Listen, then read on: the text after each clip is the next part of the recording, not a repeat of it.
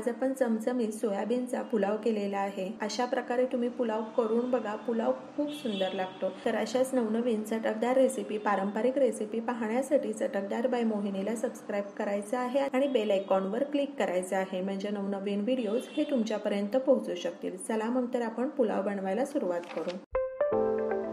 तर या ठिकाणी आपण सोया चंक्स घेतलेले आहेत, त्यामध्ये गरम पाणी घालायचं आहे। चंक्स आपण 10 मिनिटाकरता भिजत ठेवूयात आणि तोपर्यंत इतर तयारी करून घेऊ। 3 वाटी साधा तांदूळ घेतलेला आहे, तो व्यवस्थित धुवून घ्यायचा आहे। झाकून ठेवूयात 10 मिनिटाकरता आणि तोपर्यंत फोडणीची तयारी करू। तर या ठिकाणी तुम्ही बासमती राईसही वापरू शकता। तर पातेलं गरम झालेलं आहे, त्यामध्ये तेल घालायचं आहे। खडे मसाले घालूयात। 4 लवंग घातलेले आहेत, 3 मिरे घालूयात, 2 हिरवी वेलची घालायची आहे,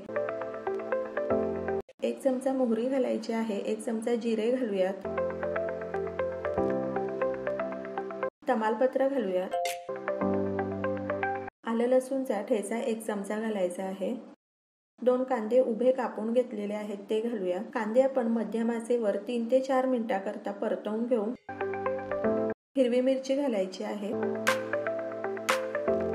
फरसबी घालूयात आणि आपण 1 वाटी बटाटे, 1 वाटी शिमला मिरची, 1 वाटी गाजर आणि 1 वाटी फ्लॉवर याचे मोठे मोठे काप करून घेतलेले आहेत ते घालूयात। भाज्या तुमच्या आवडीनुसार तुम्ही कमी जास्त करू शकता।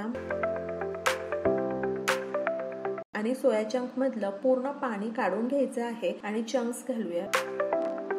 1 मिनिटाकरता मोठ्या आचेवर परतवून घेऊ। कोथिंबीर घालूयात, 1 चमचा हळद घालायची आहे, 1 चमचा कांदा लसूण मसाला घालूयात, मिक्स करून घेऊ। मंद आचेवर 5 मिनिटाकरता वाफ काढूयात। तर या ठिकाणी 5 मिनिट झालेले आहेत। भाज्या एकदा वर खाली करून घ्यायच्या आहेत। 1 टोमॅटो घालूयात, मिक्स करून घेऊ। अर्धा चमचा मीठ घालूयात आणि 2 मिनिटाकरता वाफ काढूयात।